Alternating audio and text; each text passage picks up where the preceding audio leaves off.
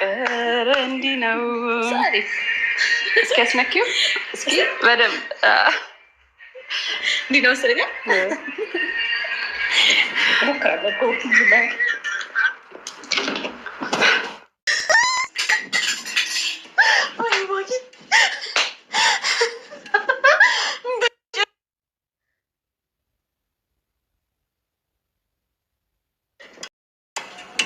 እኔ ጭራሽ ከራሴ ጋርም አልነበርኩም።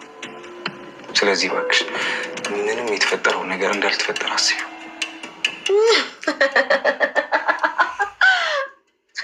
እርሹ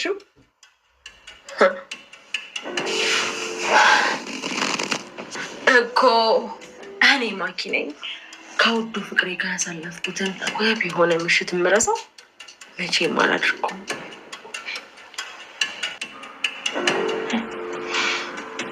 ከማይወድሽ ሰው ጋር መተኛት ይሄን ያለው የሚያስደስትሽ? አትሳሳት።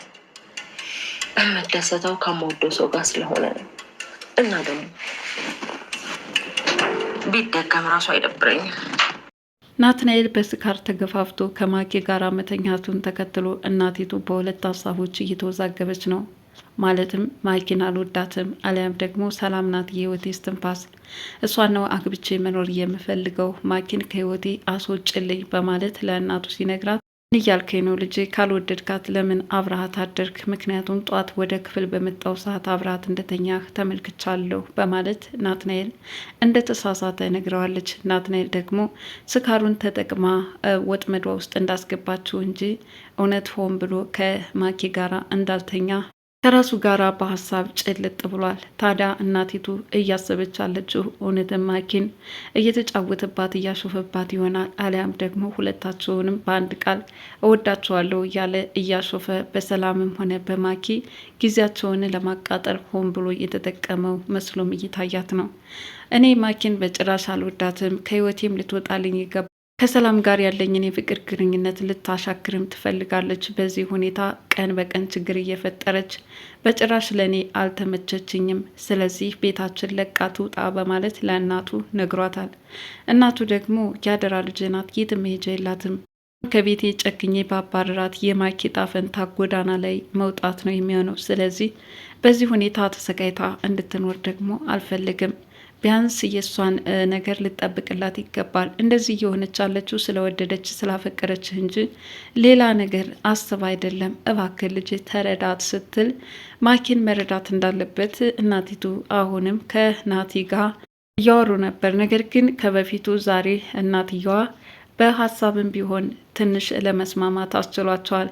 ማለትም እንደ በፊቱ ማኪን ካላገባ አሊያም ሰላምንም ቢሆን ቤቱን ለቀሽ ውጭልኝ፣ አንቺን በጭራሽ ሊያገባሽ አይችልም፣ ከልጅ ራስ ውረጅልኝ የሚል ቃላት ከመናገር ይልቅ እስካሁን ያደረገችው ሁሉ ጥፋት እንደሆነና ሰላምን በይቅርታ ታርቃ ከዛ ቤት በስምምነት ማኖር እንደሆነም ተመካክራለች ማለት ነው። በዚህ ደግሞ ሰላምን በጣም ይቅርታ የጠየቀችበትና ወደፊትም እንደዚህ አይነት ነገር እንደማይለመዳት በልጆቿም ቢሆን በሀሳባቸው መስማማት እንዳለባት ነው ከልጆቿ ጋር እየተመካከረችው። ታዲያ ለነ ሰላም አልጋ ባልጋ ሲሆንላቸው በማኪ በኩል ግን በጭራሽ የማይታሰብ ነገር ነው። ማለትም ነገሮቹ በተቃራኒው አቅጣጫ የቆሙ ይመስላሉ።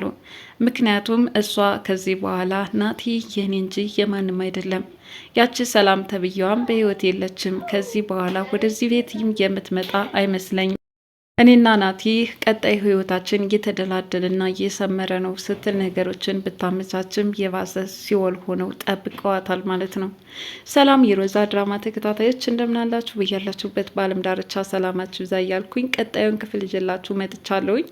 እንግዲህ በባለፈው ክፍል እንደተመለከትነው ናትናኤልን አስገራ አብረው አድራ ነበረ። ነገር ግን ከናትናኤል ጋር መተኛቷ ጦስ ነው ይዞባት የመጣው። ምክንያቱም በዛ መልኩ አልነበረም እየጠበቀችው።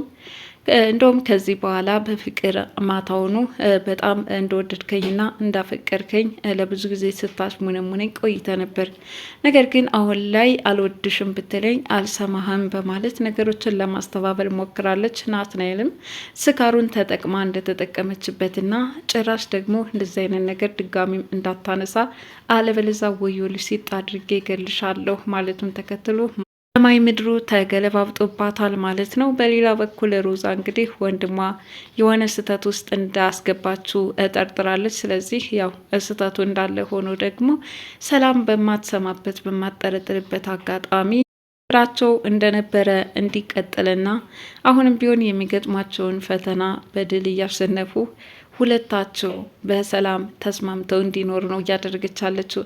ታዲያ ዛሬ የፈጠረችው የሐሰት የሰርግ ስነስርዓት እንዲሁም ደግሞ የሽምግልናው ፕሮግራም ተያይዞ ማኪን ለብደድ አድርገዋታል።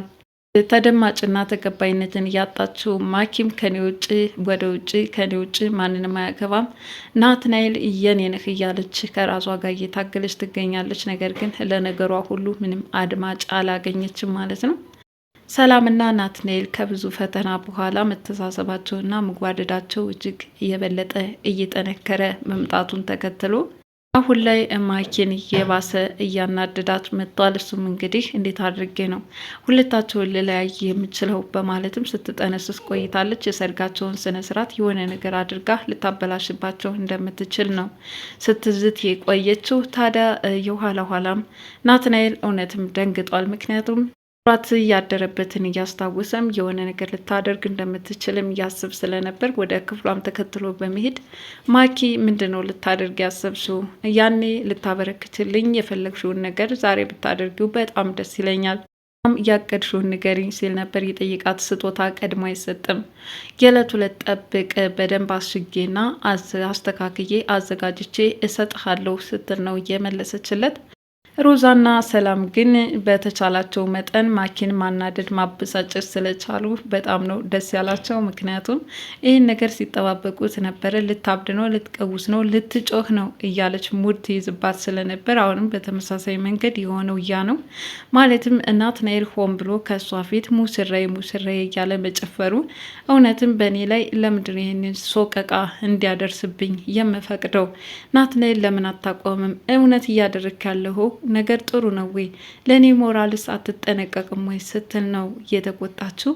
ታዲያ ሮዛና ሰላምም በጣም በሚገባ የፈለግነው ነገር ሆኖልናል፣ እንኳንም አቃጥልናት እያሉም እርስ በርሳቸው ችርስ ሲባባሉ ነበረ።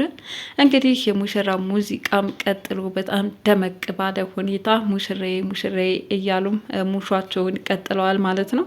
ወደ ክፍል በመሄድም ዘግታ ስታለቅስ የነበረችው ማኪም ምን ማድረግ እንዳለባት ስታወጣ ስታወርድ ቆይታለች። አሁኑኑ አብሬ ያደርጉበትን ፎቶግራፍ ለምን ለሰላም አላሳያትምና የፍቅር ግንኙነታቸው እንዲቋረጥ አላደርግም በሚል ሀሳብ ውስጥ ገብታ ነበር ወደ ኩሽና በማምራት ፎቶግራፉን ለሰላም ያሳየቻት። ሰላም እንግዲህ ይህንን ፎቶግራፍ ሆን ብላ ብትመለከተውም ዞሮ ዞሮ ግን በፍቅራቸው አንዳችም ለውጥ ወይም እንደማያመጣ ነው ከሰላም አስተሳሰብ እየተረዳ ነው። ምክንያቱም ፎቶግራፉን እንዳየችው መቼ ነው የተነሳችሁት? እንዴት አብራችሁ አደራችሁ? እንዴትስ ይህ ሊሆን ቻለ? የሚል ጥያቄ አላነሳችም። ይህንን አለማንሳቷ ደግሞ ለማኪ ሌላ የበለጠ ንዴትን አስከትሏል። ዞሮ ዞሮ እሷ ያሰበችውና ያቀደችው አንድ ነገር ነበረ። ሁለታቸው ተቃቅፈው የተነሱበትን ፎቶግራፍ ስትመለከት እውነትም ሰላም እንዴት ናትናኤል ከዳህኝ? እኔን ትተህ እሷ ጋር ለምን ተኛህ? አንድ ቀን የሆነ ስህተት ቢፈጠር ያንን ቀን እንኳን እንዴት ታግሰህ አታሳልፈውም? በማለት ወዲያውኑ ከናትናኤል ራስ ጋር ፊት የምትልበት መስሎ ታይቷት ነበረ። ነገር ግን ማኪ ያልጠበቀችው ነገር ነው አሁንም እየገጠማት ያለው። ስሬ ስልኳን እየነካካችና ቁጭ ብድግ እያደረገች ሰላም እንድትመለከተው ካላት ፍላጎት የተነሳ ሰላምም ምንም አይነት በህይወቷ ለውጥ ሳያመጣ እዛ ቤት በሰላም መኖርን እንዲሁም ደግሞ ከናትናኤል ጋር ያላትን የፍቅር ግንኙነት እንዴት ማጥበቅና ትዕግስተኛና ጽኑ በመሆን የሚመጣባትን ፈተና እንዴት ተጋፍጣ ለግብ ማብቃት እንዳለባቸው ስታስብ ስለነበረ ነው የማኪን እንደዛ መፍጨርጨር ጸጥ ብላ ያየቻት ማለት ነው። በሌላ በኩል አሁን ላይ ሮዛ በሚገርም ሁኔታ በተለይ ከሰላም ከናትናኤል የባሰ በጣም እሾህ ሆናባት መንገዷን ሁሉ እያጠረችባት ያለችው ሮዛ ናት። አደደችባትና እየተበሳጨችባት ነው። ሆኖም እንግዲህ ዛሬ ላይ ከጎኗ ሆና ልታበረታታት የምትችለው የናትናኤል እናት ነበረች። የናትናኤል እናትም እባክሽን ልጄ አረጋጊው፣ እሱ የሚፈልግሽ አይመስለኝም፣ ዞሮ ዞሮ ግን ትክክል አላደረግሽም፣ ዛሬ ላይ ለምን አብረሹ ተኛሽ በማለት እስከ መውቀስ ደረጃ ደርሳለች። ማኪም የናትናኤል እናት እንዳየቻቸው ስትመለከት በጣም ነው የደነገጠችው። ምክንያቱም በፊት አላየችም ብላ በድብቅ ያደረገችው ነገር ነው። ነገር ግን ጎልቶ ወጥቶባት ዛሬ ላይ እሷ እንደተመለከተቻትና ያደረገችው ነገር ስህተት እንደሆነ ነግራታለች። እሷ ግን ከልቡ እንደሚያፈቅራትና እንደሚወዳት ናቲ አውቆ ሆን ብሎ እየፈተናት እንጂ እውነትም ከማኪ መራቅ እንደማይፈልግ አድርጋ እያሰበች ነበር ስታወራ የነበረው። ታዲያ የመጨረሻዎቹ ቪዲዮ ስንመለከት እውነት ቀጣዩ ክፍል ምን ሊሆን ይችላል? ሰላም አሁንስ ባየችው ፎቶግራፍ ናትናኤል ለምንድን ነው ይህንን ስህተት የሰራው? እንዴት ከማኪ ጋር ልትተኛ ቻልክ? የሚል ጥያቄ ታስከትላለች። አሊያስ ደግሞ ጸጥ ብላ ፍቅሯን ታስቀጥላለች። ይህ በጣም አጓጊና እንደውም ዛሬ ሊሆን የሚገባው በተለይ ማኪ መናደዷ፣ መቃጠሏ ሁላችንም ስንጠብቀው የነበረ ነገር ነው። ዞሮ ዞሮ በአንድ ነገር ልትፈትነው ትችላለች። እሱም የእርግዝና ክስ በመመስረት ይኸውልህ እኔ እኮ ነፍሰ ጡር ነኝ፣ ያኔ ከአንተ ጋር ያሳለፉ ደስ የሚልና አባሌ እንድትሆን ስፈልግ ዛሬ ደግሞ በመካከላችን ልጅ ሊፈጠር ችሏል በማለት ምናልባትም በእርግዝና ሰነድ ልትከሰው ትችላለች። ያ እንግዲህ የምርመራ ውጤቱ ሁሉን የሚለየው ይሆናል። ዞሮ ዞሮ ግን ለዛሬው አብርሃም አደሯን ተከትሎ ናቲ እንዳይታወቅበት፣ በሌላ በኩል ደግሞ ማኪም ሁለተኛ እንዳታስታውሰው ነው ሲያስጠነቅቃት የነበረው። እሷም እንግዲህ የቀን መደገም አለበት፣ እንደውም በጣም ተመችቶኛል፣ ከወዱ ፍቅሬ ጋር ያሳለፍኩትን ቀን እንዴት ልረሳው እችላለሁ? በደንብ ነው የማስታውሰው ስትል ነው ማኪ ለናትናኤል ስትነግረኝ ነበር። እንግዲህ ፍቅር በግድ ቢሆን እውነትም ናቲ እስካሁን ድረስ የማኪን የፍቅር ጥያቄ በተቀበለ ነበር። ነገር ግን ወንድ ካልፈለገ አልፈለገም ነው። መቼም አስገድዶ የራሷ ልታደርገው አልቻለችምና ታዲያ በከንቱ ከመድከም በጊዜ ሰብሰብ ማለትን የመሰለ ነገር የለም። በቀጣይ ክፍል እስከምንገናኝ ድረስ ለዛሬ ሮዛ ድራማ ይህንን ይመስል ነበረ። ለዚህ ቻናል አዲስ የሆናችሁ ሰብስክራይብ ያላችሁ ቤተሰቡን አመሰግናለሁ።